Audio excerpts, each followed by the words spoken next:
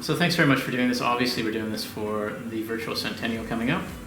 And the reason we're doing this, obviously, is to look at the book that you compiled and put together last year called All About Them, which features, how many students? 104. 104 students that span your time here at Feilding High School from 1976. So let me start first just by asking, what brought about the idea? Well, I wanted to do something for the centennial, but I wanted it to be people-based or individuals-based, I suppose. And the idea came to me sometime in 2017 when I was catching up with an ex-student, Jane Ramage, and I was waiting for her to roll into a focal point. And it just suddenly struck me that it might not be a bad idea to try to tell her story through her, in her words. And that was just a short jump to, well, let's try and do the same thing with heaps of others, so that we've got a cross-section, I suppose, of people who have been through Feilding since 76, irrespective of where they've ended up, and tried to get at least one person from each year group. Not entirely successful, but almost. And so, yeah, they've all got, I felt they had interesting stories to tell, and I think it proved to be right. I think there's nothing there that's boring. And I think some of them are actually deeply moving, and some of them which I had no idea were so deeply moving. And so, yeah, it was, I've tried to get a cross-section of areas of employment, particularly farmers. I've always been very, very positively disposed towards farmers. And I've got a few farmers in there, just about everyone else. And one of the surprises, I suppose, is the number of teachers that this place has produced. Going back to the idea that it was about telling stories, why do you think it's so important to tell stories about Feilding High School? Well, I think there's the best sort of history. There was a young person in particular, well not so young now, but who put some heavy pressure on me to write a history. I'd written a couple of histories of different organisations back in the day, and I didn't really want to write a third because they're stunningly tedious. The research is always fun, but the writing is a great cure for insomnia. So I wanted to do something that wasn't just me as well. I wanted something that reflected a range of people who had been there over a significant period of time. And people, when they read the book, I recommend it, people when they read the book can see whether or not there are consistencies over time, whether there's a pattern. I think there is, but it's not really for me to say. I think there's a huge pattern there, a significant pattern that we'll all be very proud of. But, as I say, it's their story, they're their stories, and it's up to the reader to join the dots. Okay. So if a reader picks up this book and they flip through some of the names, what's one of the names that might surprise them, took the time out to contribute to the book?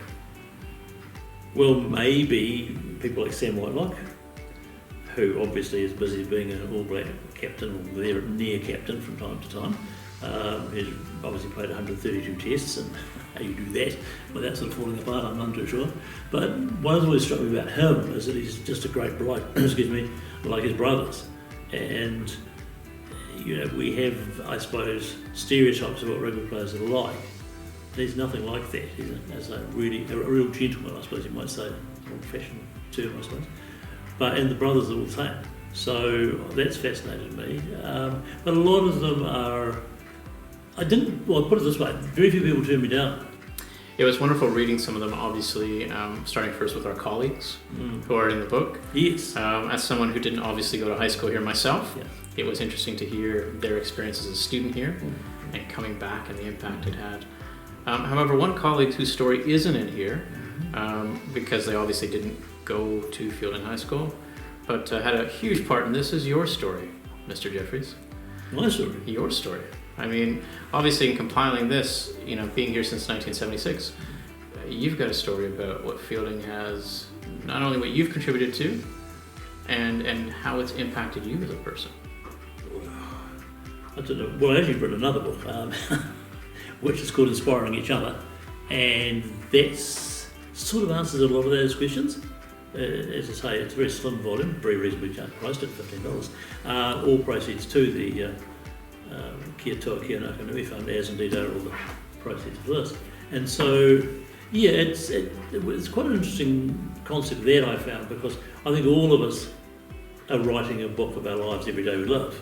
And so whether we get to actually write it out or not is another matter. But it's an interesting exercise, because you find things that you find yourself writing things that surprise you, put it that way. And you also find, I found that some areas of my time here, which I thought had been reasonably unspectacular, might have been a bit more spectacular than I thought they would.